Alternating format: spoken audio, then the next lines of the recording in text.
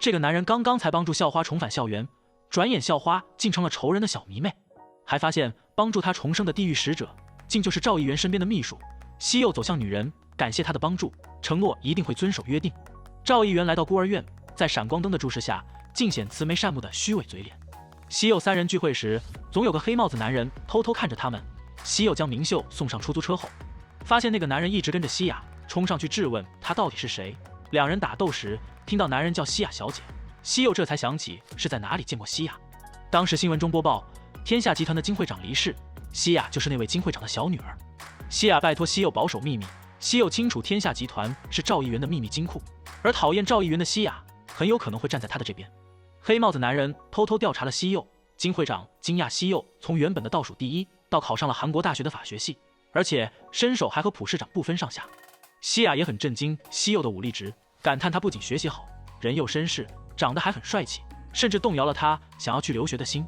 明秀给西柚介绍了他的同学陈焕，西柚讶异眼前这个随和的男人就是知名应用的开发者，开发了能够改变世界的平台。之后经历了和第一通信的知识产权纷争，败诉后便突然去了留学，而准备投资他的金灿日打着支援青年项目的名号，却只是想要掠夺他的成果。热血检察官重生回到学生时代，打响复仇战役，惩戒罪犯人渣。西柚很清楚金灿日的目的，也知道他窃取陈焕的成果以后，获得了财富和名誉后，还成为了赵议员的走狗，是个毫无顾忌做出残忍卑劣恶行的人。这次重生后，就要更早的让他这种人渣接受惩罚。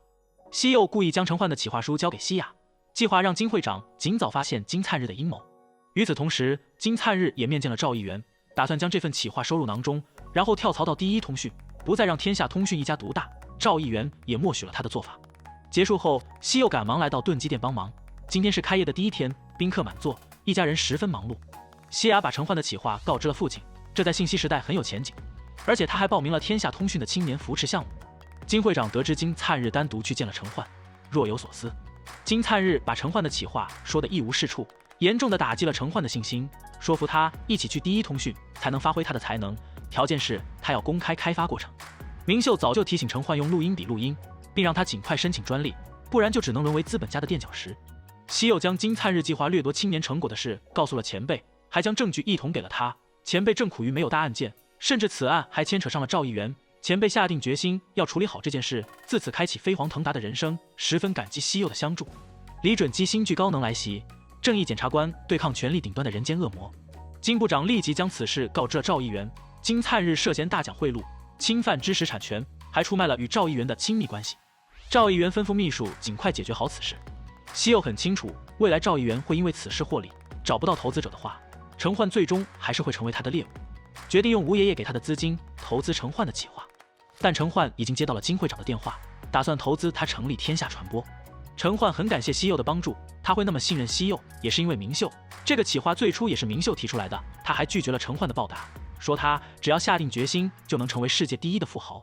这时明秀带着炸鸡和啤酒来了，陈焕给西柚看了一则短信，有个神秘人当时给他发了小心金灿日的消息。金灿日跪求赵议员救救他，但对局者要纵观全局，无用的弃子就要果断扔掉，绝不能影响到最终的结果。随后赵议员叫出杀手处理了这枚弃子。金会长也打算和赵议员联手，创建垄断全国的商业帝国。陈焕激动地打开电视，新闻正播报金灿日跳楼自杀身亡的事件。西柚清楚这是赵议员的断尾求生之计，他就这样轻松完美地解除了后患。